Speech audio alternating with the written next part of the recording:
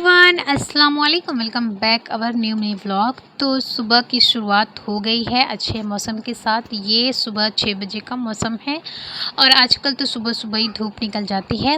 और आज है जुमा का दिन, तो मैंने सोचा जुमा के दिन का रूटीन शेयर करते हैं आप लोग के साथ। मैं सुबह सुबह उठ गई थी और उठने के बाद मैंने झाड़ू लगाया घर में, तो मैं वो वीडियो शूट नहीं कर पाई। तो फिर मैं उसके बाद आ गई थी कपड़े धुलने, क्योंकि बच्चे अभी सोए थे। तो मैंने सोचा फटाफट पहले कपड़े को निपटा लेते हैं, क्योंकि कपड़े धुलने में थोड़ा वक्त लगते हैं और झाड़ू बर्तन तो बच्चे खेलते भी रहते तो हो जाता है। और ऐसे क्या होता है कि ये सब बाथरूम में आते जाते रहते हैं तो अच्छा नहीं लगता है। फिर यहाँ पर मैं बच्चों के सारे कपड़े धुल रही थी और मैं इस तरह से कपड़ा धुलती हूँ। और मशीन में मैं ज़्यादातर नहीं धुलती कपड़ा, क्योंकि मशीन में सारे कपड़े डिस्कलर हो जाते हैं और वो लॉन्ग लास्टिंग चलते नहीं हैं, और बच्चों के कपड़े वैसे भी इतने मैले होते हैं। तो यहाँ पर मैं सारे कपड़े को खंगाल के धुल ली थी और धुलने के बाद मैं आ गई थी छत पे। तो आप लोग को मैं अपनी छत भी इसी व्लॉग में दिखा देती हूँ। तो मैं आ गई थी छत पर अपने बच्चों के कपड़े डालने। तो यहाँ पर धूप देख सकते हैं और ये मेरी छत है, और इस साइड भी अभी है, बड़ी छत है अल्हम्दुलिल्लाह। और मैंने कुछ पौधे लगाए हैं और वो पौधे आप लोग देख सकते हैं। शायद इसमें सही से कैप्चर ना कर पा रहा हो, तो कुछ पौधे आ गए हैं, कुछ पौधे भी बाकी हैं। तो कपड़े डल गए थे और मैं फटाफट से नीचे आई, तो देखिए मेरी बेटी भी उठ गई थी और खेल रही थी। पहली दफ़ा ऐसा हुआ है कि वो उठकर खेल रही थी, वरना वो खेलती नहीं है।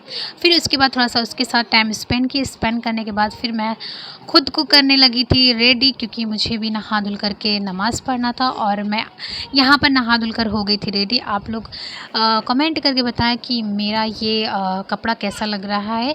और ये मेरे कपड़े बहुत पहले के हैं, जो कि अब थोड़ी सी ठंडी पड़ रही है बारिश की वजह से, तो ये कपड़े मैं पहन रही हूँ। फिर आ गई थी मैं नीचे आने के बाद मैंने नाश्ता अभी नहीं किया था, क्योंकि मैं सुबह सुबह सारे काम पहले निपटा ली थी, क्योंकि काम हो जाने के बाद भी नाश्ता अच्छा लगता है। तो फिर मैं ज़्यादा हैवी नाश्ता नहीं कर रही थी, क्योंकि मैंने काम करके थक गई थी।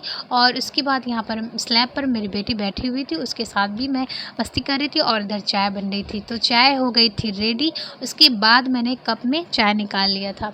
और आप लोग के साथ मैं एक बात शेयर करना चाहती हूँ कि आप लोग हम छोटे क्रिएटर को सपोर्ट नहीं करते हैं। क्यों? क्या हम लोग की वीडियो अच्छी नहीं होती? क्या हम लोग का डेली लाइफ आप लोग को पसंद नहीं आता है? तो अगर आप लोग को थोड़ा हट के ब्लॉग देखना है या कुछ भी, तो मैं बार बार कहती हूँ कि आप लोग कमेंट करें। तो देखिए हर कोई छोटा क्रिएटर होता है, उसके बाद वो आप लोग के सपोर्ट से बड़ा यूट्यूबर बनता है।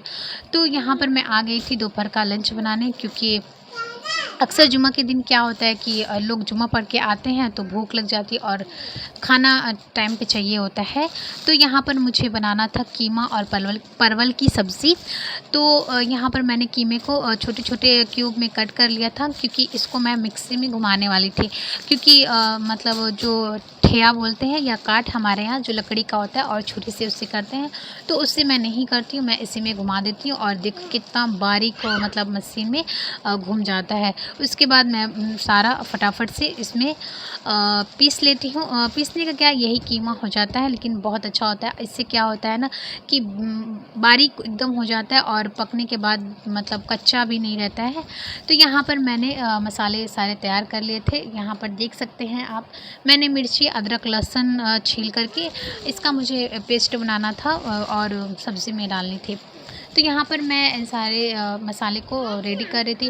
और खाना बनाने में उतना टाइम नहीं लगता है जितना प्याज कट करना, मतलब इनके मसाले जो होते हैं ना रेडी करने में, उसमें ज़्यादा टाइम चला जाता है। उसके बाद मैंने ये सब करने के बाद मैंने सोचा कि एक तरफ चावल भी चढ़ा लेते हैं, उसके बाद मतलब सब चावल भी होता रहेगा, फिर सब्ज़ी भी बन जाएगी आराम से।